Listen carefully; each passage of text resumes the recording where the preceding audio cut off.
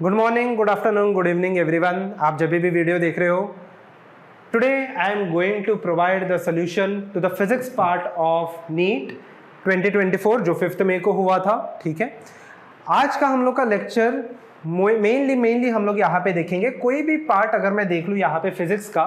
ठीक है, हम लोग यहाँ पे अगर आप देखोगे तो आंसर की भी रिलीज हो चुकी है, सोल्यूशन भी बहुत सारे लोगों ने रिलीज किया है। आज का मेन मोटो रहेगा वीडियो का how to solve a problem very quickly. ठीक है, तो आज हम लोग देखने वाले यहाँ पे how we are going to solve a problem, any problem within seconds. वो हमारा मेन मोटर रहेगा। I will provide you with various solutions, various shortcuts. और यहाँ पे हम लोग मेनली आज देखेंगे यहाँ पे कि कोई भी चीज को हम लोग क्विकली कैसे सॉल्व कर सकते हैं। लास्ट में मैं यहाँ पे वीडियो को मैं यहाँ पे ओवरऑल पेपर को रेट भी करूंगा। पेपर टफ था, इजी था, यहाँ पे पेपर लेंथी था या फिर एकदम क्विकली सॉल्व हो सकता था, नीट लेवल के ऊपर था, नीट लेवल का था या नीट लेवल के नीचे था। ठीक है, हम लोग यहाँ पे फटाफट यहाँ पे ये चीजें सॉल्व करने वाले हैं। तो आप चाहिए तो क्वेश्चन पॉज करके पढ़ सकते हो, हम लोग यहाँ पे क्विकली सॉल्व करेंगे how to get the answer very quickly. ठीक है, चलिए विदाउट वेटिंग फॉर एनीथिंग। ठीक है, आप चाहिए तो टाइम नोट कर सकते हो, हम लोग कितने टाइम में ये सॉल्व कर रहे हैं। ठीक है, चलिए let us start with this thing. ठीक है, अब यहाँ पे अगर आप देखोगे तो एक बॉब को सर्कल में वर्ल किया है जिसका पहला टेंशन टी था ओमेगा पे। ठीक है, एंड उसके बाद जब भी ओमेगा के जगह पे 2 ओमेगा हो गया तो उसका टेंशन कितना हो जाएगा। Now the tension while whirling a circle will be equal to m omega square r. तो t1 divided by t2 will be equal to omega 1 square divided by omega 2 square. अब original omega दिया है omega 1 और omega 2 दिया है 2 omega का square. तो t1 यहाँ पे आ जाएगा t by t2 will be equal to omega और omega cancel out, this will be equal to 1/4। तो t2 का वैल्यू हो जाएगा 4t। ठीक है, विच इज ऑप्शन नंबर 4। ठीक है, आप चेक कर सकते हो। Let us proceed with this thing. ठीक है, अब यहाँ पे पूछा है कि ए और बी के बीच में कांटेक्ट फोर्स कितना है। बेसिकली ये नॉर्मल फोर्स की वैल्यू यहाँ पे पूछी है। ठीक है, now basically understand one simple thing, इसको इतना सॉल्व करने की जरूरत भी नहीं है। सबसे पहले तो जहाँ पे अगर आप ए पे देखोगे, ए का अगर मैं एफबीडी देख लूँ 10 न्यूटन राइट में लग रहा है और एन लेफ्ट में लग रहा है।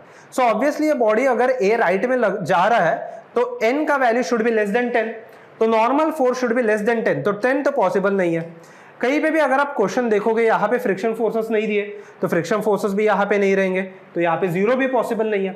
तो यहाँ पे 0.4 और 6 है और 0.4 भी यहाँ पे नहीं होगा क्योंकि अगर आप ये दोनों मासेस देखोगे दोनों मासेस कंपेरेबल है। ठीक है, तो इतना छोटा तो नहीं हो सकता। तो आंसर 6 न्यूटन है, but let me provide you with the solution. अब ये जो 10 न्यूटन का फोर्स है यहाँ पे दो मासेस को पुश कर रहा है। F इक्वल टू m है, F दिया है 10, m कितना हो जाएगा 2 + 3 which is equal to 5 into a। तो acceleration of the system will come out to be 2 metre per second square. अगर मैं 3 kg मास का एफबीडी निकालूं तो इसके ऊपर एक ही फोर्स एक्ट हो रहा है n। So n is equal to ma, m का वैल्यू 3 है, a का वैल्यू 2 है विच इज इक्वल टू 6। यहाँ पे आ जाएगा Newton, 6 Newton which is option number 1। ठीक है, आप देख सकते हो, टिक करके हम लोग आगे बढ़ जाएंगे। ठीक है, चलिए सो अब यहाँ पे तो मैक्सिमम अलोंगेशन पूछा है। यहाँ पे अगर आप देखोगे ध्यान से तो इलास्टिक लिमिट दिया है 8 × 10⁸, यहाँ पे दिया है यंग्स मॉड्यूलस 2 × 10⁻11। ठीक है, अगर आप यहाँ पे देखोगे ध्यान से सो y का यहाँ पे फॉर्मूला आ जाता है F/a delta L divided by L। ठीक है, तो यहाँ पे अगर आप देखोगे डेल्टा L एलोंगेशन पूछा है, F का वैल्यू अगर आप देखोगे ध्यान से F/a का वैल्यू उन्होंने दिया है 8 × 10⁸। ठीक है, यहाँ पे लेंथ दिया है 1 मीटर। ठीक है, ऑफ लेंथ ओके 1 मीटर दिया है। एंड यंग्स मॉड्यूलस नीचे आ जाएगा, यंग्स मॉड्यूलस का वैल्यू है 2 × 10⁻11। तो 8/2 आ जाएगा 4, 10⁸ divided by 10⁻11 will be equal to 10⁻³ ये यूनिट है मीटर्स में। ठीक है, हम लोग अगर इसको मिलीमीटर में कन्वर्ट करना है it will be equal to 4 millimetre which is option number 3। ठीक है, आप टिक कर लो, हम लोग आगे बढ़ लेते हैं। ठीक है, चलिए सो अगर मैं यहाँ पे देख लूँ, ठीक है, सो यहाँ पे एक मैग्नेटिक इंडक्शन दिया है 0.49 टेस्ला का, बी का वैल्यू है ये। ठीक है, सो अब अगर मैं देख लूँ यहाँ पे it performs 20 oscillations in 5 seconds.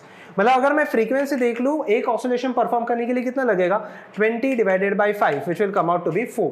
तो अगर फ्रीक्वेंसी 4 है which implies time period will be equal to 1/4।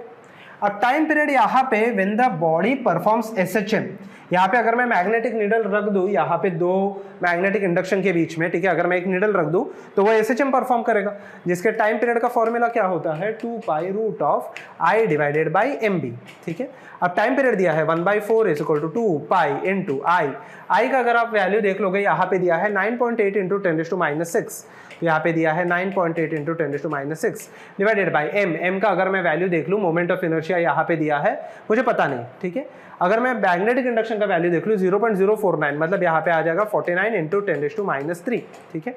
अगर मैं पूरे टर्म को स्क्वायर कर लूँ, एक चीज समझना, यहाँ पे ऑप्शन में पाई के वैल्यू है, तो पाई का वैल्यू मैं सब्स्टिट्यूट नहीं कर रहा, पूरे इक्वेशन को स्क्वायर कर लेता हूँ, ये 1/16 आ जाएगा, यहाँ पे आएगा 4π² × 9.8 × 10⁻³ ऊपर चला जाएगा, तो यहाँ पे हो जाएगा यहाँ पे सबसे पहले 9.8 × 10⁻³ डिवाइडेड बाई m × 49, अब 49 इंटू ये हो जाएगा 0.2, ठीक है।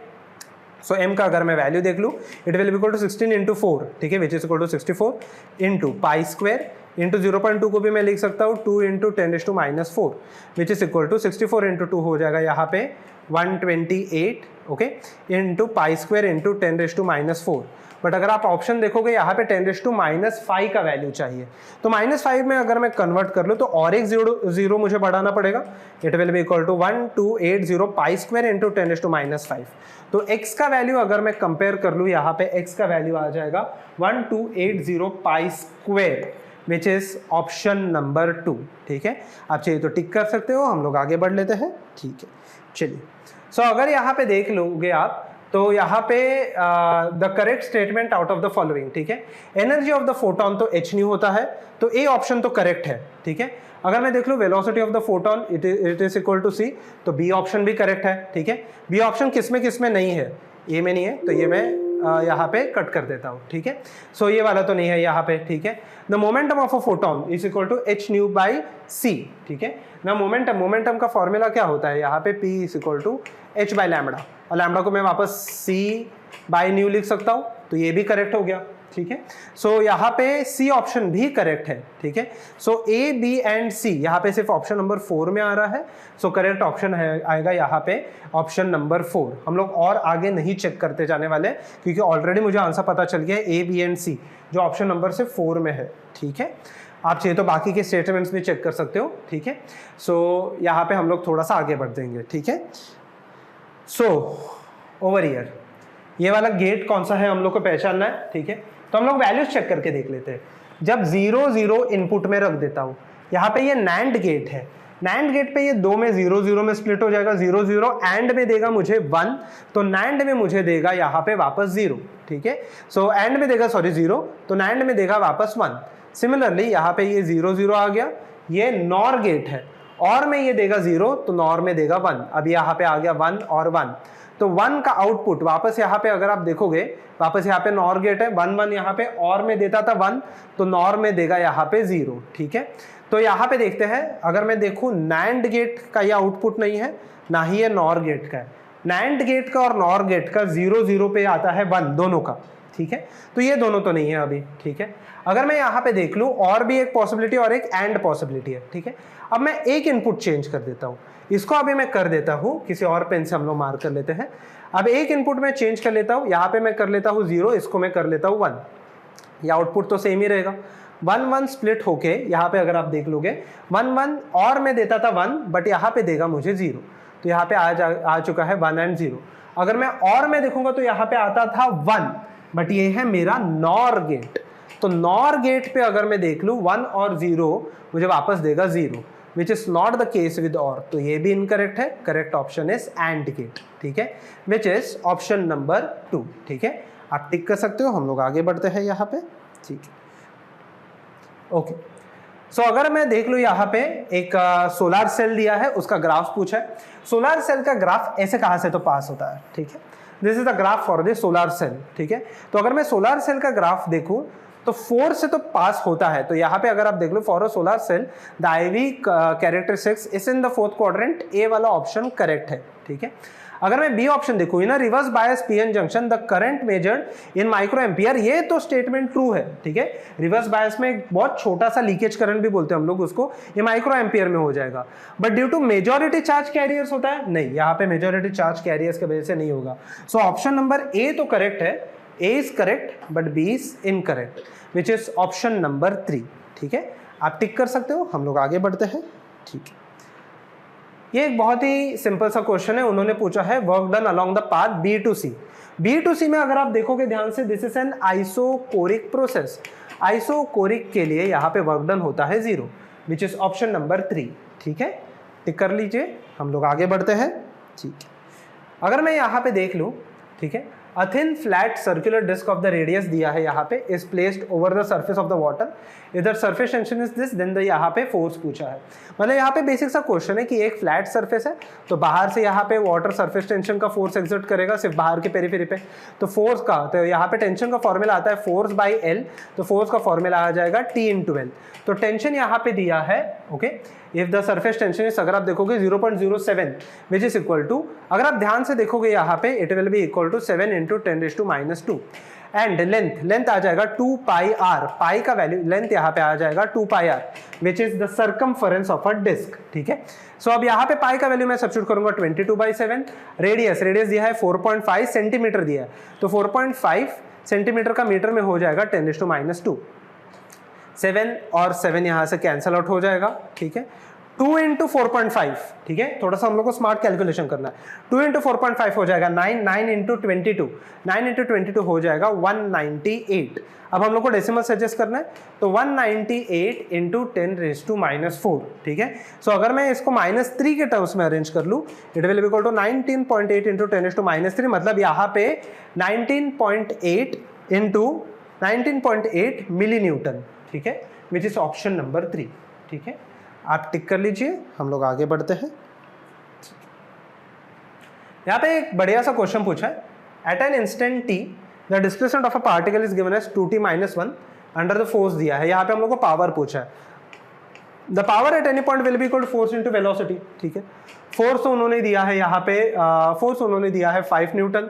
वेलोसिटी कैसे आएगा, ये डिस्प्लेसमेंट को यहाँ पे हम लोग डिफरेंशिएट कर लेंगे, तो v is equal to 2t का डेरिवेटिव 2, 1 का डेरिवेटिव 0, तो वेलोसिटी यहाँ पे आ गया है 2 विच इज इक्वल टू 10।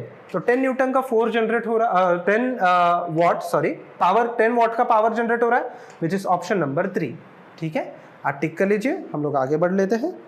ठीक है, अगर मैं नेक्स्ट क्वेश्चन यहाँ पे देखूँ, यहाँ पे थोड़े से रिएक्शंस दिए, अल्फा बीटा गामा वगैरह बहुत सारे यहाँ पे एमिशंस दिए, जिसका हम लोग को फाइनल मास नंबर वगैरह चेक करना है। ठीक है, अगर आप ये क्वेश्चन ध्यान से देखोगे, ठीक है, सबसे पहले तो अल्फा इमिट कर रहा है, अल्फा इमिट करेगा तो -4 हो जाएगा मास। यहाँ पे पहले मैं मास का लिख लेता हूँ, 290 - 4 हो जाएगा 286। ठीक है, यहाँ पे बाद में E+ पॉजिट्रॉन एमिट कर रहा है, पॉजिट्रॉन को कोई मास नहीं होता सेम इलेक्ट्रॉन की तरह, तो 286 ही मास रहेगा। बीटा का भी कुछ नहीं, इलेक्ट्रॉन के भी कुछ नहीं, तो आंसर में यहाँ पे 286 आना चाहिए। तो ये और ये ऑप्शन तो एटलीस्ट गलत है। ठीक है, एलिमिनेशन पे थोड़ा सा भरोसा रखना। ठीक है, अभी मैं देखता हूँ चार्जेस, अल्फा चार्ज यहाँ पे एमिट कर रहा है, so it will be equal to -2, तो 80 हो जाएगा। ये पॉजिट्रॉन यहाँ पे एमिट कर रहे हैं तो -1, तो यहाँ पे हो जाएगा 79। बीटा माइनस एमिट कर रहा है तो +1 हो जाएगा 80, यहाँ पे इलेक्ट्रॉन एमिट कर रहा है तो +1 हो जाएगा, विच इज इक्वल टू 81। सो यहाँ पे 286 और 81 विच इज ऑप्शन नंबर 2। ठीक है, आप टिक कर सकते हो, हम लोग आगे बढ़ते हैं। ठीक है, अब यहाँ पे नेक्स्ट क्वेश्चन अगर मैं देख लूँ, ये क्वेश्चन बहुत बढ़िया है, बहुत लोग इसको सॉल्व करते बैठे थे, बट इसको बिल्कुल भी हम लोग को सॉल्व नहीं करना, हम लोग को 5 सेकेंड में आंसर आ जाएगा। हाउ, उन्होंने दिया है, बाकी ये सब चीजें दी है, बट उन्होंने दिया है, मान लेते कि ये R1 है और ये R2 है। One important catch in this question was कि यहाँ पे ये R1 है, ये R2 है। यहाँ पे अगर आप देखोगे एंगल ऑफ इमरजेंस उन्होंने क्लियरली दिया था 90 डिग्री, मतलब यहाँ पे द रे is going away from the normal. अगर रे is going away from the normal तो ये हो गया मेरा डेंसर मीडियम और ये हो गया मेरा रेरर मीडियम। ठीक है, ये हो गया मेरा डेंसर और ये हो गया मेरा रेरर।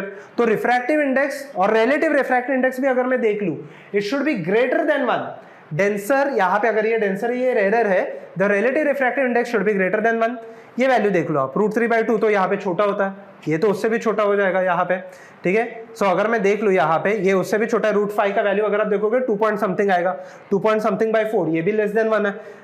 √5/2, √5 मीन्स 2 पॉइंट समथिंग आ जाएगा, तो 2 point something is greater than 2, so can I say this ratio will be greater than 1। Option number 4 tick कर देंगे, हम लोग आगे बढ़ जाएंगे, ठीक है। चलिए अगर मैं नेक्स्ट देख लूँ यहाँ पे, तो यहाँ पे एक डायग्राम दिया है, ठीक है। अब यहाँ पे पूछा है कि when the magnet moves from this point two this point, तो कौन से डायरेक्शन में करंट इंड्यूस होगा। तो सबसे पहले समझना, अगर मैं मैग्नेट को दूर लेके जा रहा हूँ, यहाँ पे number of lines that were initially passing through the coil और गोइंग ऑन रिड्यूसिंग, तो कॉइल को यहाँ पे ये नंबर ऑफ लाइन्स को इंक्रीज करना है। वो नंबर ऑफ लाइन्स को हम लोग इंक्रीज कैसे करेंगे, करंट जब भी ए से बी जाएगा तो हम लोग राइट हैंड रूल लगाएंगे, तो राइट हैंड रूल के हिसाब से ये कुछ ऐसे जा रहा है। सो करंट और the magnetic induction should be produce in this direction.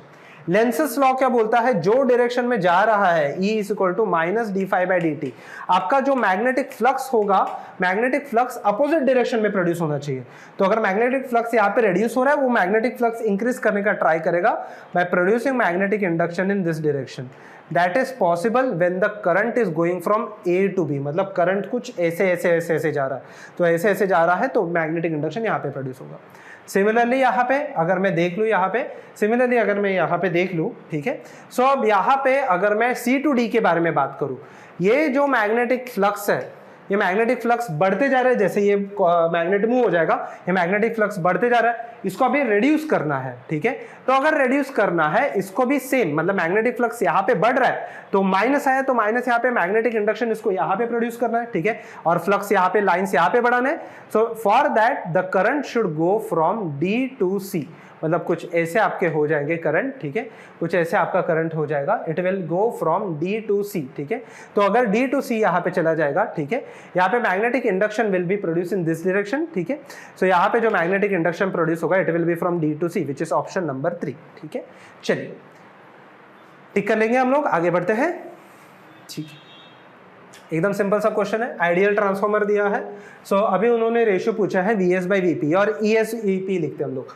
Now NP/NS will be equal to EP/ES, which is equal to क्या दिया है 1/2, तो ES/EP will be equal to 2:1, which is option number 4, ठीक है। Easy सा question था, हम लोग आगे बढ़ते हैं, ठीक है। चलिए अब यहाँ पे नेक्स्ट क्वेश्चन अगर मैं देख लूँ, ऐसे कुछ क्वेश्चन दिया है 1/λ² और वर्सेस डी ब्रॉय वेवलेंथ वगैरह दिया है। एक चीज समझना, lambda will be equal to 1/√2, ठीक है। यहाँ पे E × M यहाँ पे वगैरह वोल्टेज वगैरह आते जाएगा। But now the important question is lambda और E के बीच में प्रोपोर्शनलिटी क्या है, इनवर्स रूट, मतलब lambda is inversely proportional to √E, तो lambda square is equal to some constant divided by E। तो अगर मैं देख लूँ यहाँ पे 1/λ² हो जाएगा C × E, ये है मेरा y एक्सिस, ध्यान देना अभी ये सीधा इनवर्स ग्राफ में ड्रॉ करो, यहाँ पे 1/λ हो जाएगा मेरा y एक्सिस और C E हो जाएगा मेरा x एक्सिस, दोनों raised/1 है, मतलब यहाँ पे आ जाएगा मेरा स्ट्रेट लाइन। स्ट्रेट लाइन का ऑप्शन एक ही है, विच इज ऑप्शन नंबर 2, ठीक है। अभी हम लोग टिक कर लेंगे, आगे बढ़ जाएंगे, ठीक है। अब यहाँ पे देख लेते हैं, ठीक है। So over here it is given that, ठीक है, if the monochromatic source in the Young's double slit experiment is replace by a white coloured light. Simple sir, अगर व्हाइट कलर्ड लाइट को हम लोग रिप्लेस कर देंगे तो सेंटर पे तो व्हाइट फ्रिंज ही आएगा, क्योंकि यहाँ पे पार्ट डिफरेंस हर एक पॉइंट का 0 होता है, कोई भी कलर ले लो, सेंटर पे तो आपको व्हाइट ही दिखाई देगा। बट अगर आप जैसे जैसे यहाँ पे ये वाले सेंट्रल ब्राइट फ्रिंज से जैसे जैसे आप ऊपर जाओगे तो हर एक कलर का वेवलेंथ अलग है, तो हर एक का फ्रिंज विड्थ अलग आएगा। So there will be a central bright fringe surrounded by different colours, which is option number 1, ठीक है। ये टिक कर लेंगे, हम लोग आगे बढ़ेंगे, ठीक है। सो ओवर हियर अगर मैं देख लूँ, the potential at any point at 2 meter distance, okay, at the center of the coil of the dipole will be equal to this, ठीक है, where P का उन्होंने मैग्नीट्यूड वगैरह दिया है, यहाँ पे P मैग्नीट्यूड यहाँ पे दिया है, we have to calculate, okay, तो ये assertion true है या नहीं है, ठीक है। अगर मैं यहाँ पे देख लूँ, ठीक है, अगर मैं यहाँ पे देख लूँ, ठीक है, so over here if I consider this part, ठीक है, so V का वैल्यू यहाँ पे आ जाएगा 1/4πε0, okay, p divided by r square, ठीक है।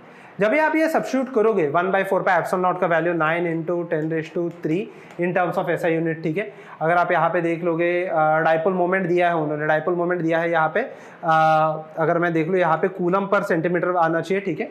सो डाइपोल मोमेंट का वैल्यू उन्होंने दिया है इज इक्वल टू इंटू, अगर मैं देख लूँ यहाँ पे it is equal to 4 × 10⁻⁶ divided by r का वैल्यू 2 का स्क्वायर 4। तो अगर आप ये चीज़ें कैंसिल आउट करोगे, तो यहाँ पे अगर आप ये चीज़ें कैंसिल आउट करोगे तो आपको डायरेक्टली आंसर आ जाएगा यहाँ पे 9 × 10⁻3, ठीक है।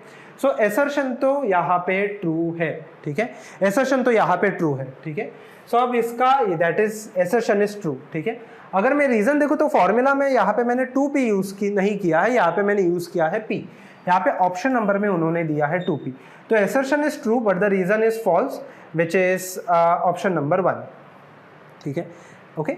आप ये टिक कर सकते हो। हम लोग थोड़ा सा आगे बढ़ लेते हैं, ठीक है, चलिए। सो अब यहाँ पे हम लोग आगे बढ़ते हैं, ठीक है। So over here 2 bodies A and B of the same mass undergo elastic 1 dimensional collision, ठीक है। इसका V1 था और यहाँ पे V2 है, दोनों के मासेस सेम है। सिंपल सा क्वेश्चन है, यहाँ पे हम लोग को law of conservation of momentum लगाना है, which is equal to m1u1 plus m2u2 will be equal to, यहाँ पे आ जाएगा m1v1 प्लस m2v2। अब स्टार्टिंग में फर्स्ट मास मूव हो रहा था, सबका मास m है, ठीक है। ये मास मूव हो रहा था विद वेलोसिटी v1। लास्ट में परफेक्टली उन्होंने दिया है, अगर आप देखोगे, ठीक है। So okay, while b is at rest the velocity of the system after collision, ठीक है। अगर आप ये क्वेश्चन ध्यान से देखोगे, यहाँ पे दिया है in elastic collision. In elastic collision में दोनों बॉडीज का फाइनल वेलोसिटी हो जाता है सेम, मतलब मैं यहाँ पे m1 और m2 का फाइनल वेलोसिटी सेम है, जिसको मैं कॉमन ले सकता हूँ, m + m हो जाएगा 2m, ये वेलोसिटी v2 है, ठीक है। So v1 divided by v2 will be equal to, वही हम लोग को पूछा है, v1 divided by v2 will be equal to 2 which is option number 4, ठीक है। ये हम लोग टिक कर लेंगे। हम लोग आगे बढ़ रहे हैं, यहाँ पे देख लेते हैं।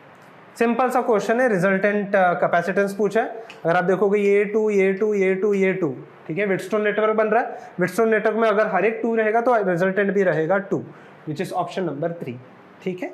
हम लोग टिक कर लेंगे, आगे बढ़ते हैं। अब यहाँ पे पूछा है सॉलिड एंगल। सॉलिड एंगल और अगर आप देखोगे प्लेनर एंगल, ये सब चीज़ का कोई डायमेंशन नहीं होता। सो इन शॉर्ट यहाँ पे क्वेश्चन में पूछा है कि कौन से चीज़ों का यहाँ पे डायमेंशन नहीं है। स्ट्रेन का डायमेंशन नहीं है, क्योंकि स्ट्रेन क्या होता है, डेल्टा L/L, तो लेंथ कैंसल आउट। एंगल, शायद से ये प्लेनर एंगल की बात कर रहे हैं, तो यहाँ पे एंगल का भी कोई डायमेंशन नहीं होगा, विच इज ऑप्शन नंबर 3, ठीक है। चलिए थोड़ा सा आगे बढ़ते हैं। अगर आप देखोगे यहाँ पे लॉजिक सर्किट दिया है, y का और a b का क्या रिलेशनशिप है। यहाँ पे अलग अलग चीज़ें हम लोग को ट्राई करके देखनी पड़ेगी, बट अगर मैं देख लूँ तो जब ये 0 था तभी ये 1 था, ये 1 था, ये 0, ये 0 1, ये 1 तो ये 0, मतलब y और b एक दूसरे के अपोजिट है, तो y का वैल्यू आ जाएगा b कॉम्प्लीमेंट्री, ठीक है, b का opposite, which is option number 1, ठीक है। अभी हम लोग टिक करेंगे, आगे बढ़ जाएंगे, ठीक है। अब यहाँ पे देखते हैं, ओके। सो यहाँ पे एक शेल दिया है। सो यहाँ पे उन्होंने पूछा है the potential difference between 2 points as shown. मान लेते हैं कि पॉइंट एक यहाँ पे, दूसरा पॉइंट यहाँ पे, कहीं पे, तो ठीक है। सो मुझे बताओ, एक स्फेरिकल शेल के अंदर it is an equipotential surface, ठीक है। अंदर अगर आप देखोगे कोई भी क्योंकि इलेक्ट्रिक फील्ड तो 0 होता है, सो अब यहाँ पे it is an equipotential surface, so change in potential between any 2 points will be equal to 0 which is option number 2, ठीक है। हम लोग ऑप्शन नंबर 2 टिक करेंगे, हम लोग आगे बढ़ेंगे। अगर मैं यहाँ पे देख लूँ, ठीक है, सो यहाँ पे दिया है atoms are electrically neutral as they contain equal number of positive and negative charges. Statement 1 तो ट्रू है, ठीक है, उसमें जितने प्रोटॉन्स रहेंगे उतने इलेक्ट्रॉन्स रहेंगे। अगर मैं देखूँ atoms of each element are stable, यहाँ पे गलती हो गई, क्योंकि अगर आप देख लोगे कोई भी एटम जनरली यहाँ पे स्टेबल नहीं होता, इसलिए वो अल्फा बीटा गैमा एमिट करके खुद को स्टेबिलिटी या फिर फेरस के पास लाने के ट्राई करता है बाय फ्यूजन और फिजन। तो स्टेटमेंट 1 तो करेक्ट है और स्टेटमेंट 2 इनकरेक्ट है, विच इज ऑप्शन नंबर 1, ठीक है। हम लोग ये टिक करेंगे, आगे बढ़ते हैं अब यहाँ पे, ठीक है। अगर मैं यहाँ पे देख लूँ तो यहाँ पे चूज द करेक्ट ऑप्शन पूछा है, यहाँ पे लैम्बडा की वैल्यू पूछी है, whatever it is, nanometre वगैरह कुछ भी, अगर वो सब लेने की जरूरत ही नहीं है, क्योंकि हर एक ऑप्शन अगर आप देखोगे हर एक ऑप्शन में सिर्फ नंबर इंपॉर्टेंट है, पावर इंपॉर्टेंट नहीं है। तो अभी मैं फॉर्मूला कौन सा यूज करूंगा। अगर मैं फॉर्मूला देख लूँ 1/λ is equal to Rydberg's number 1 by P square minus 1 by N square minus 1 by P square, ठीक है। तो फर्स्ट ऑप्शन में ट्राई करके देख लेता हूँ यहाँ पे। So 1 by lambda will be equal to R, Rydberg's number 1.1, 10 raise to वगैरह जो भी है हम लोग वो चीज़ें नहीं लेने वाले, ठीक है। 1 by 2 square minus 1 by 3 square which is equal to, यहाँ पे आ जाएगा 1.1 इंटू, ये हो जाएगा 9, 9 माइनस 4 आ जाएगा 5, 4 इंटू 9 हो जाएगा 36। सो यहाँ पे 1 बाय लैम्बडा का वैल्यू आ गया। लैम्बडा का वैल्यू अगर मैं देख लूँ, it will be equal to 36 divided by 5 into 1.1। 36 divided by 5 अगर मैं देख लूँ, शॉर्टकट मैंने आपको बताया है लास्ट टाइम भी, 5 को मैं 10/2 लिख सकता हूँ, 2 ऊपर चला जाएगा, मतलब 72 से थोड़ा सा कम, 72 से थोड़ा सा कम क्या हो सकता है, 65, विच इज ऑप्शन नंबर 3। मतलब ए शुड मैच विथ 3, ये सिर्फ फोर्थ ऑप्शन में, बाकी की चीजें आप फाइंड करने में टाइम वेस्ट मत करना, ठीक है। आप टिक कर लेंगे। अभी हम लोग आगे बढ़ते हैं, ठीक है। अगर मैं यहाँ पे देख लूँ, इसका एम्पलीट्यूड एंड टाइम पीरियड पूछा है, 5 है मेरा एम्पलीट्यूड, यूनिट मीटर है तो एम्पलीट्यूड 5 मीटर, ये और ये ऑप्शन हट गया, ठीक है, क्योंकि यहाँ पे सेंटीमीटर दिया। इसको मैं अगर स्टैंडर्ड, अभी मुझे सिर्फ अंदर का पार्ट फाइंड करना है, ठीक है। स्टैंडर्ड इक्वेशन क्या होता है, y is equal to a sine 2 pi small t by capital T minus x by lambda. तो 2 पाई का फैक्टर मिसिंग है ना, तो 2 पाई तो है, ठीक है। अगर मैं अंदर भी मल्टीप्लाई कर लूँ तो 2 पाई का अगर मैं देख लूँ यहाँ पे 2 में मल्टीप्लाई और डिवाइड कर लेता हूँ, तो टाइम पीरियड अगर मैं कंपेयर करूँ, यहाँ पे टाइम पीरियड आ जाएगा 2, which is option number 2 seconds, which is option number 4, ठीक है। आप ये टिक कर सकते हो। हम लोग आगे बढ़ते हैं, ठीक है। सो अगर मैं देख लूँ डायमैग्नेट कौन सा मटेरियल होता है जिसका मैग्नेटिक यहाँ पे ससेप्टिबिलिटी इज नेगेटिव, तो ससेप्टिबिलिटी नेगेटिव है तो 0 से लेके -1 तक है, जो which is option number B, ठीक है। डायमैग्नेटिक का 1 का बी आना चाहिए, ठीक है, तो 1 का 2, मतलब ये दोनों ऑप्शन एलिमिनेट हो गए, ठीक है। अगर मैं नेक्स्ट देखूँ फेरोमैग्नेटिक तो बहुत ही बड़ा ससेप्टिबिलिटी होता है, सो फेरोमैग्नेटिक का सी होना चाहिए, ठीक, that is the susceptibility is far larger as compare to 1, तो बी का आना चाहिए सी, तो बी का आंसर सी सिर्फ इसमें है, ठीक है। फोर्थ ऑप्शन भी एलिमिनेट हो गया, ठीक है। चलिए अब यहाँ पे आगे बढ़ते हैं, ओके, ठीक है। सो अगर मैं यहाँ पे देखूँ क्वेश्चन, ठीक है, अगर मैं यहाँ पे देखूँ एक वायर लेंथ L का था, उसको 10 पार्ट में डिवाइड कर दिया। जैसे ही मैं उसको 10 पार्ट में डिवाइड कर देता हूँ, उसका resistance will divide by that number. तो हर एक अभी जो छोटा रेसिस्टेंस है मेरे पास, वो 100 divided by 10 which is equal to 10 ohm का है। इसमें से 5 रेसिस्टर मैं सीरीज में लगाता हूँ और 5 रेसिस्टर यहाँ पे मैं पैरेलल में लगा रहा हूँ, ठीक है। सो सीरीज का फॉर्मूला यहाँ पे आ जाएगा n into R, R series का फॉर्मूला आ जाएगा n इंटू आर, तो आर सीरीज का वैल्यू आ जाएगा 5 resistor into 10 which is equal to 50 ohm, और यहाँ पे 5 पैरेलल में, तो पैरेलल का फॉर्मूला क्या आता है, सेम R इंटू एन था, यहाँ पे R divided by n which is equal to 10 divided by, अगर मैं n देख लूँ यहाँ पे आ गए 5 which is equal to 2 ohms. ये दोनों मैं सीरीज में लगाता हूँ, तो 50 plus 2 which is equal to 52 ohms, which is option number 4, ठीक है। ये टिक कर देंगे। हम लोग आगे बढ़ते हैं, ठीक है।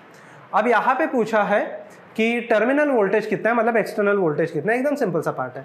सबसे पहले E is equal to I capital R plus small r which is equal to E का वैल्यू उन्होंने दिया है 10, I का वैल्यू पता नहीं, R कैपिटल R है, ये स्मॉल r है, 4 + 1 हो जाएगा 5, तो I का वैल्यू आ जाएगा 10/5 which is equal to 2 ampere. अब एक्सटर्नल वोल्टेज यहाँ पे पूछा है, V is equal to IR, I का वैल्यू 2 है, यहाँ पे 4 है, 2 × 4 हो जाएगा 8 विच इज ऑप्शन नंबर 1, ठीक है।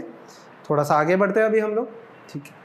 A particle moving with uniform speed in a circular path, obviously यहाँ पे उसका वेलोसिटी भी चेंज होते जाता है, एक्सेलरेशन भी चेंज होते जाता है, ठीक है। एक्सेलरेशन का मैग्नीट्यूड, अगर वो यूसीएम भी परफॉर्म कर रहा है फिर भी एक्सेलरेशन का मैग्नीट्यूड सेम रहेगा, बट यहाँ पे एक्सेलरेशन का मैग्नीट्यूड सेम रहेगा बट डायरेक्शन चेंज होते जाता है, तो varying velocity and varying acceleration which is option number 2, ठीक है। टिक कर लेंगे। अभी हम लोग आगे जाते हैं, ठीक है। अब यहाँ पे दिया है a tight wound 100 turn coil, ठीक है। यहाँ पे नंबर ऑफ टर्न्स दिए हैं, रेडियस दिया है 10 सेंटीमीटर, करंट दिया है 7 एम्पियर, तो उसका पूछा है कि मैग्नेटिक फील्ड सेंटर पे कितना रहेगा। एक सर्कुलर कॉइल का ही सेम फॉर्मूला हम लोग ले लेंगे, बस यहाँ पे नंबर ऑफ टर्न्स को हम लोग n से मल्टीप्लाई कर देंगे। It will be equal to m into n which is equal to μ0/2 I by R, ठीक है। नंबर ऑफ टर्न्स यहाँ पे दिए हैं 100 turns which is equal to 10/2। अगर आप देखोगे एक्चुअल, अगर आप क्वेश्चन देखोगे सबके नंबर सेम है, ठीक है, नंबर सेम है, बस 10 रेज़ टू के फैक्टर में इंपॉर्टेंस है, ठीक है, तो उस पर हम लोग ज्यादा ध्यान देंगे। μ0 का वैल्यू 4 पाई इंटू पाई का वैल्यू मैं 22/7 लिख दूं क्योंकि आगे जाके कैंसिल होने वाला है, into 10⁻⁷ divided by 2 into current यहाँ पे दिया है 7 एम्पियर और यहाँ पे रेडियस दिया है 10 सेंटीमीटर, मीटर में ये क्या हो जाएगा 0.1। तो यहाँ पे आई कैन कैंसल आउट 2 और यहाँ पे ये 11 हो जाएगा, ये 7 11 इंटू 4 इज 44। फैक्टर्स पे ध्यान देना, अब यहाँ पे ये 10⁻⁻1 है, ऊपर जाएगा तो यहाँ पे हो जाएगा 10⁻⁶, तो यहाँ पे आ जाएगा 44 इंटू 10⁻, यहाँ पे आ जाएगा 10⁻⁶, सो यहाँ पे -6 10⁻⁴ tesla. So I think so it will be equal to 4.4 milli tesla. एक डेसिमल मैंने और एडजस्ट किया for milli which is equal to 10⁻3, ठीक है, 4.4 milli tesla which is equal to option number 1, ठीक है। तो ये हम लोग टिक कर लेंगे, कन्वर्जन करेक्ट है, ठीक है। चलिए, सो वर्नियर कैलिपर में दिया है लीस्ट काउंट, यहाँ पे पूछा है, तो लीस्ट काउंट यहाँ पे एकदम सिंपल सा आ जाएगा। लीस्ट काउंट का क्या होता है, यहाँ पे main scale reading divided by number of divisions, ठीक है। मेन स्केल रीडिंग दिया है यहाँ पे 0.1, ध्यान रखना ये मिलीमीटर में, नंबर ऑफ डिविजन्स हो जाएगा यहाँ पे n+1, सेंटीमीटर में हो जाएगा अगर ये 0.01 सेंटीमीटर डिवाइडेड बाय n+1। अब ये 0.01 नीचे आ जाएगा तो ये 1/100 इंटू n+1। सो शायद से ये ऑप्शन नंबर 1/100 रहना चाहिए, 1/10 नहीं है, 1/100 विच इज ऑप्शन नंबर 4, ठीक है। चलिए टिक कर लेंगे, हम लोग आगे बढ़ेंगे, ठीक है।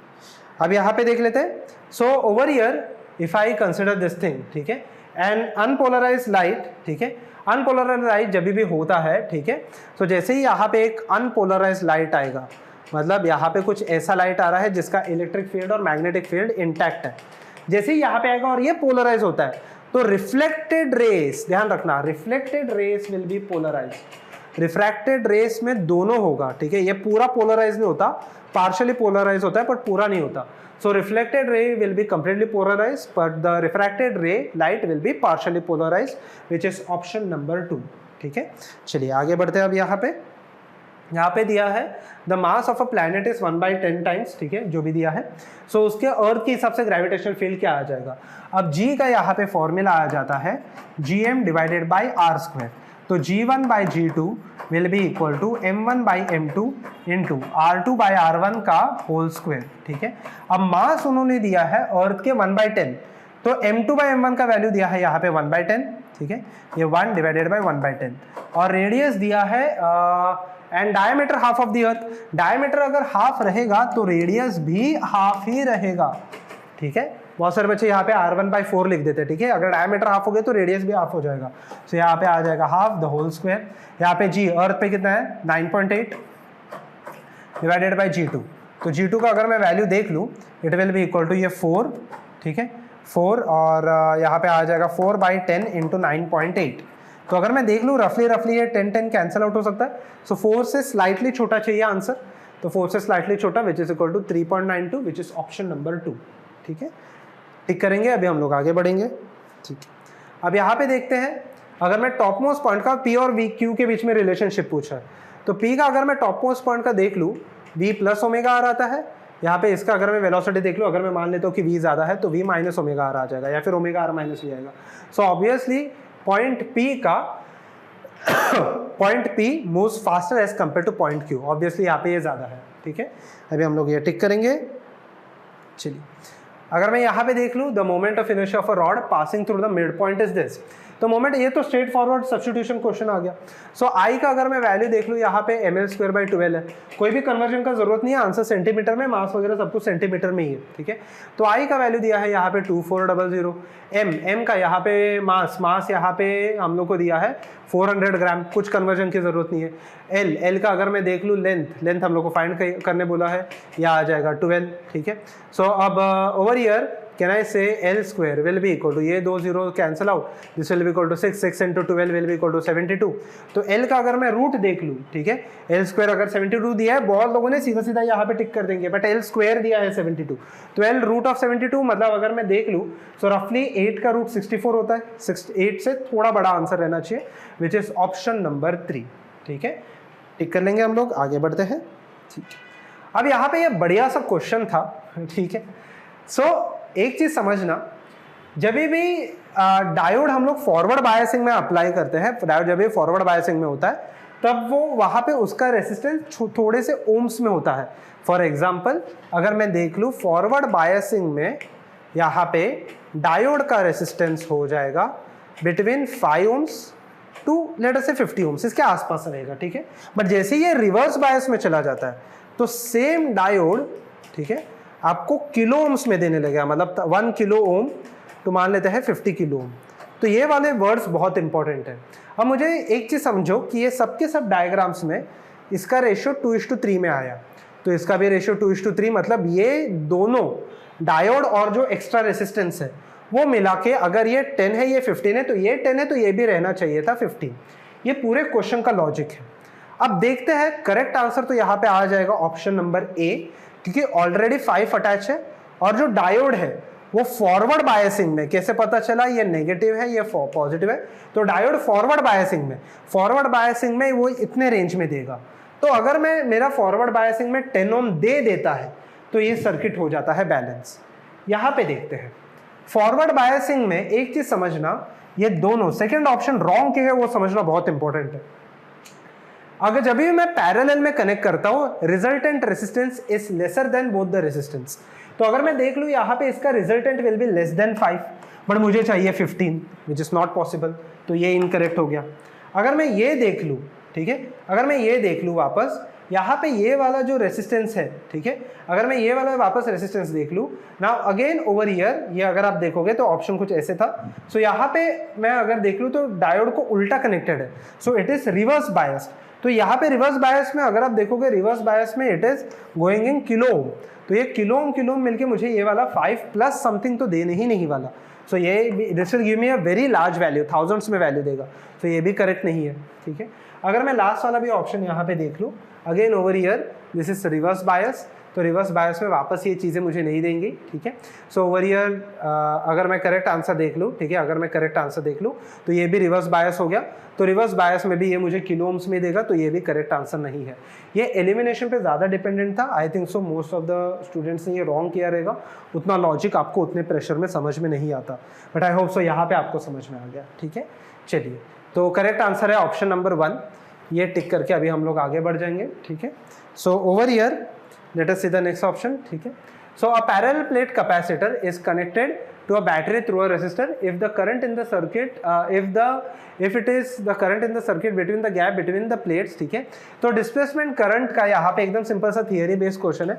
डिस्प्लेसमेंट करंट और टोटल करंट जो फ्लो होता है it will be equal and they will flow in the same direction. इसमें कुछ आपको ज़्यादा करना नहीं था, बेसिक सा थियरी सा क्वेश्चन है, ठीक है। चलिए हम लोग टिक करेंगे, आगे बढ़ेंगे, ठीक है। अब यहाँ पे पूछा है कि कहाँ पे प्रेशर ज़्यादा है, इंटरेस्टिंग सा क्वेश्चन है।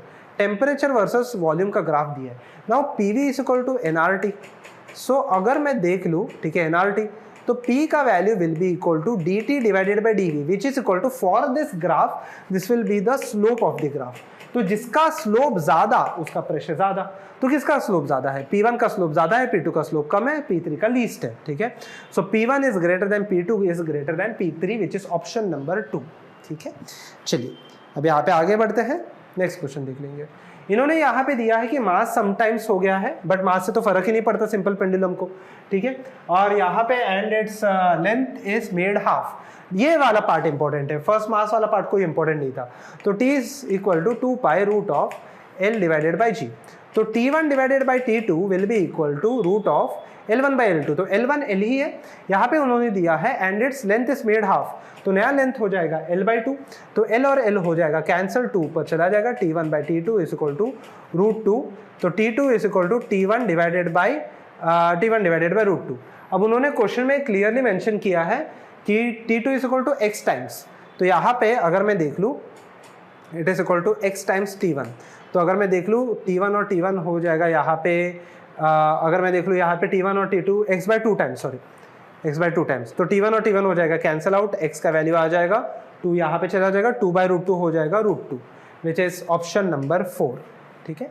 ऑप्शन नंबर 4 टिक करेंगे, आगे बढ़ते हैं। चलिए सो अब यहाँ पे दिया है 2 हीटर दिए हैं, उसके पावर का रेशियो पूछा है, first in series and then in parallel, ठीक है। तो सबसे पहले तो 1 बाई PS जब भी सीरीज में कनेक्टेड होता है तो ये वाला फॉर्मूला लगता है, ठीक है, ओके।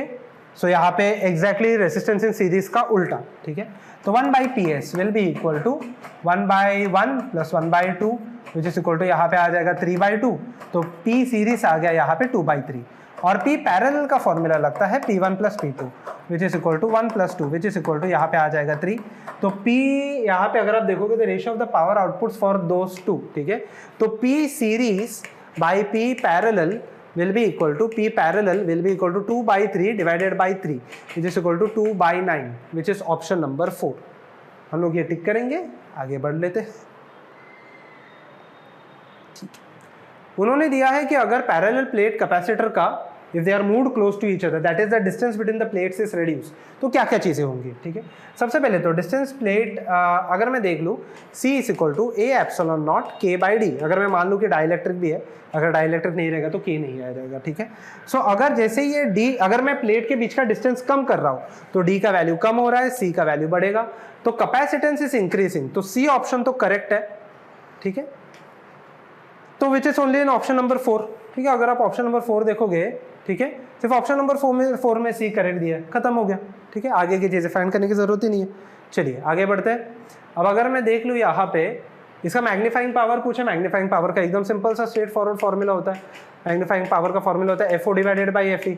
FO का वैल्यू यहाँ पे दिया है 140, FE का वैल्यू दिया है 5 विच इज इक्वल टू कितना आ जाएगा 5 का मैंने आपको ट्रिक बताया था, 5 को हम लोग लिखेंगे 10/2, तो 2 से 10 से यहाँ पे कैंसिल हो गया, 14 × 2 हो गया 28 विच इज ऑप्शन नंबर 4, ठीक है। चलिए आगे बढ़ते हैं। अब यहाँ पे अगर मैं देख लूँ तो यहाँ पे दिया sheet is place on horizontal surface in front of a strong magnet. एक शीट है, इसको एक स्ट्रॉन्ग मैग्नेट के सामने यहाँ पे रखा है। अगर ये नॉन कंडक्टिंग शीट है तो आप इसके साथ कुछ भी करो, ये कुछ फर्क नहीं पड़ने वाला। So hold the sheet. तो हम लोग उन्होंने पूछा है फोर्स कभी लगेगा, when is the force required to hold the sheet there if it is a magnetic, okay. Yes, magnetic लगेगा तो उसको अट्रैक्ट करेगा। तो हम लोग को अगर होल्ड करके रखना है यही जगह पे, तो इसका एक्सेलरेशन 0 करना है, तो यहाँ पे फोर्स नहीं लगे, फोर्स यहाँ पे लगेगा, ठीक है। तो ऑप्शन नंबर A तो करेक्ट है, ठीक है। ऑप्शन नंबर A तो करेक्ट है, तो एटलीस्ट 2 और 3 इनकरेक्ट हो गए। B देख लेते हैं अब यहाँ पे। B तो वैसे भी करेक्ट नहीं रहेगा क्योंकि अगर आप बचे हुए ऑप्शन देखोगे तो B का तो आंसर आया ही नहीं, बट फिर भी मैं B बता देता हूँ। If it is non magnetic तो आपको फोर्स नहीं लगेगा, तो ये ऑप्शन तो गलत है, ठीक है। Move the sheet away from the pole with uniform velocity. Yes, अगर मैं इस शीट को दूर लेके जाऊँ तो लेंसेस लॉ के हिसाब से यहाँ पे इलेक्ट्रिक फील्ड जनरेट होगा which will try to oppose, ठीक है। मैग्नेटिक फील्ड जनरेट होगा due to the moving charges, so यहाँ पे it will try to oppose, yes, ठीक है। इफ इट इज कंडक्टिंग तो C भी करेक्ट है, ठीक है। तो A और C तो करेक्ट है। C का एक्चुअली वापस फाइंड करने की जरूरत नहीं था क्योंकि C वापस दोनों में कॉमन है। D देख लेते हैं। यहाँ पे क्लियरली दिया है नॉन कंडक्टिंग। नॉन कंडक्टिंग के लिए तो आपको ये सब चीज़ें करने की जरूरत ही नहीं है। सो सिर्फ A और C करेक्ट है विच इज ऑप्शन नंबर 4, ठीक है। टिक कर लो। नेक्स्ट देख लेते हैं। मेटेलिक बार दिया है, ठीक है। यंग्स मॉड्यूलस दिया है 0.5 × 10⁻⁴ and the coefficient of the thermal expansion दिया है। सो इसका अभी हम लोग को पूछा है the composite force. So force के लिए आप एकदम सिंपल सा फॉर्मूला ध्यान देना, जो भी चीज़ें दी है सबको आपको मल्टीप्लाई करना है। मतलब क्या, y a alpha delta theta, ठीक है। सो अगर मैं देख लूँ यहाँ पे y यंग्स मॉड्यूलस दिया है 5 × 10⁻10, ओके। मैं एक डेसिमल को यहाँ से एडजस्ट कर रहा हूँ। एरिया दिया है यहाँ पे अगर आप देखोगे, ठीक है। एरिया अगर यहाँ पे अगर आप ध्यान से देखोगे, एरिया इज गिवन एज 10⁻3, ठीक है। अल्फा दिया है 10⁻5, ओके, इनटू यहाँ पे अगर मैं देख लूँ चेंज इन टेम्परेचर 0 से 100 हो रहा है तो यहाँ पे आ जाएगा 10:2, ठीक है।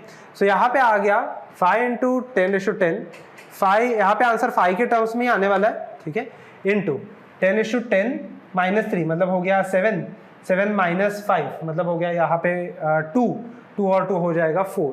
सो 5 × 10⁻4 न्यूटन या 50 × 10⁻3 Newton which is option number 3, ठीक है। अगर मेरा कन्वर्जन करेक्ट है तो यही आपका आंसर है, ठीक है।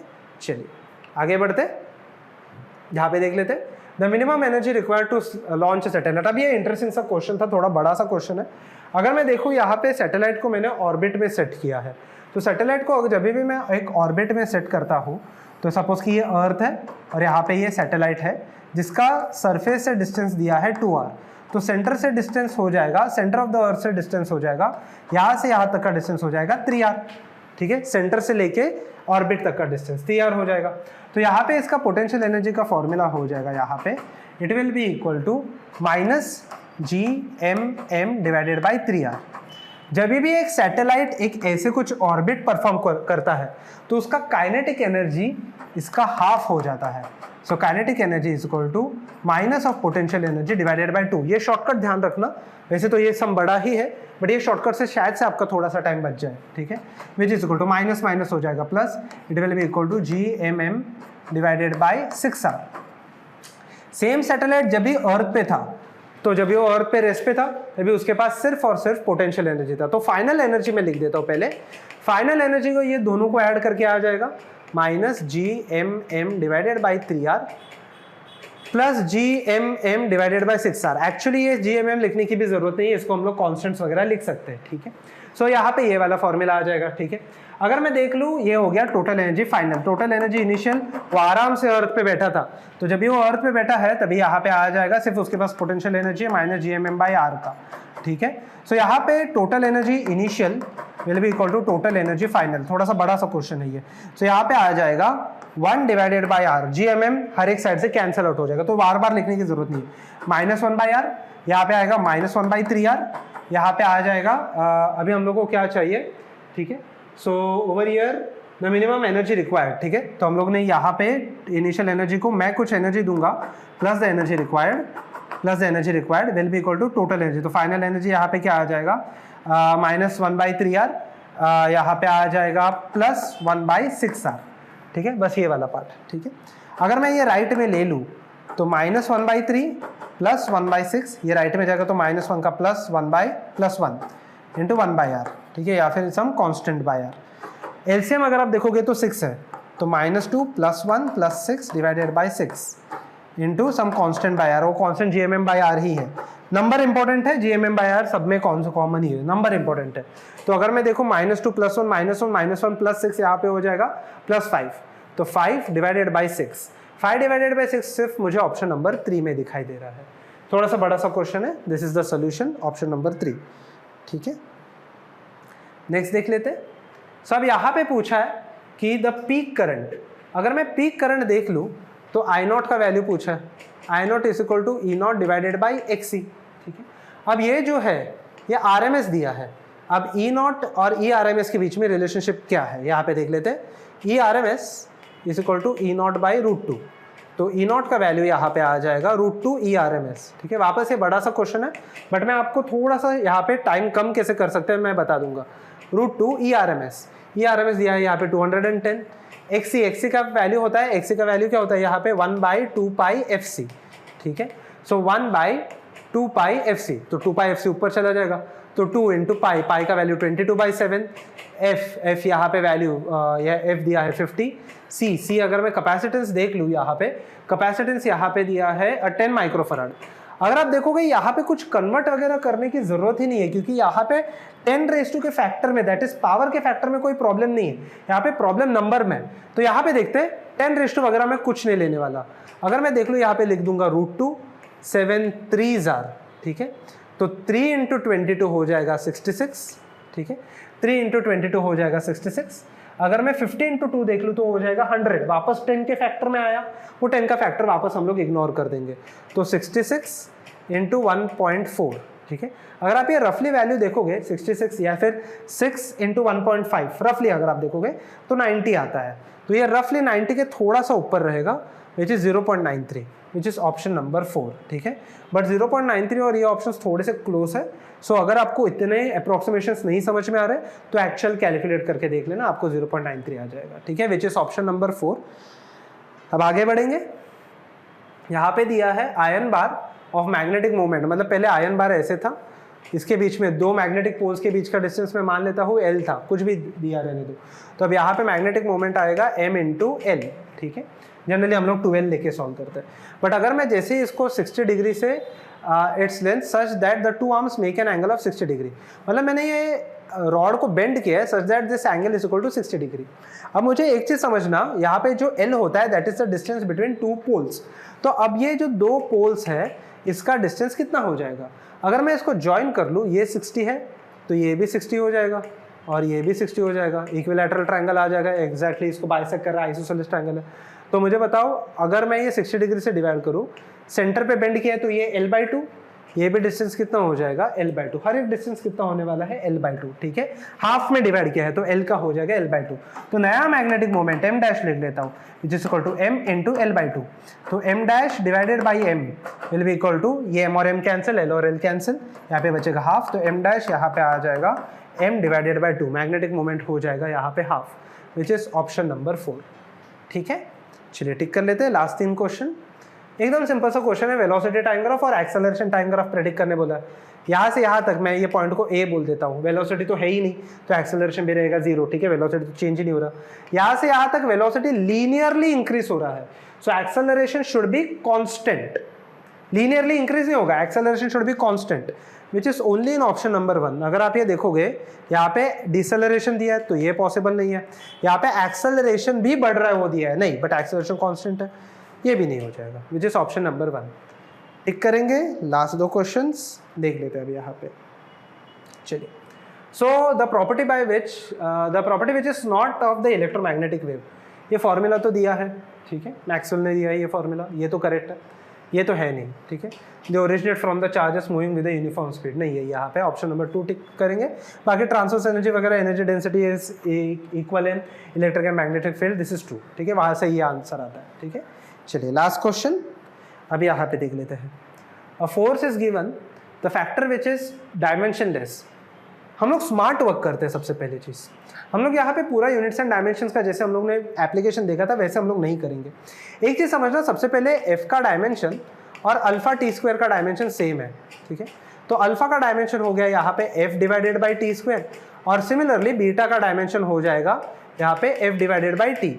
एक चीज़ समझना, अगर मुझे फाइनल आंसर डायमेंशन लेस चाहिए तो यहाँ पे दोनों को डिवाइड करना पड़ेगा। रीजन देखना, ऑप्शन में सिर्फ t के फैक्टर्स है, f का तो फैक्टर नहीं है, तो f का तो फैक्टर कैसे तो कैंसिल आउट हो जाना चाहिए। उसके 2 ऑप्शंस है, एक तो अल्फा बाई बीटा करना पड़ेगा या बीटा बाई अल्फा करना पड़ेगा। तो अल्फा इंटू बीटा तो नहीं है आंसर, और यहाँ पे अगर मैं देख लूँ अल्फा इंटू बीटा भी नहीं है, तो ये दोनों ऑप्शंस यहाँ पे हम लोग चेक कर लेते हैं। पहले हम लोग यहाँ पे तुक्का मार के देख लेते हैं, अल्फा बाई बीटा करके देखते हैं। अल्फा बाई बीटा, यहाँ पे कैन आई से f और f हो जाएगा कैंसिल आउट, यहाँ पे t और t बचा तो यहाँ पे बचा 1/t, ठीक है।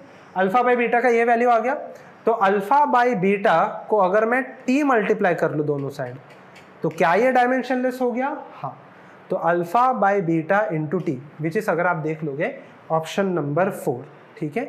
So that is the solution. रफली आई टुक 45 मिनट्स आई थिंक सो, ठीक है। पेपर अगर मैं बताऊँ तो पेपर एक्चुअली कुछ भी अनएक्सपेक्टेड चीज़ें नहीं आई थी, पेपर नीट लेवल पे ही था, ओके। बहुत सारे यहाँ पे अगर आप देखोगे बहुत लोग बोल रहे थे लेंदी था पेपर, नहीं लेंदी 50 मिनट्स, अगर मैं सॉल्व कर रहा हूँ 50 minutes, I expect you to solve within 1 hour 10 minutes at tops, ठीक है। और अगर आप बाकी की चीज़ें देखोगे बायोलॉजी एंड ऑल भी सब यहाँ पे वर्ड टू वर्ड आया था from NCERT, so this is a solvable paper, this is the paper of NEET, the proper paper of NEET by my opinion, ठीक है। आपके जो भी ओपिनियन है आप मुझे यहाँ पे कमेंट बॉक्स में बता सकते हो, ओके। Thank you.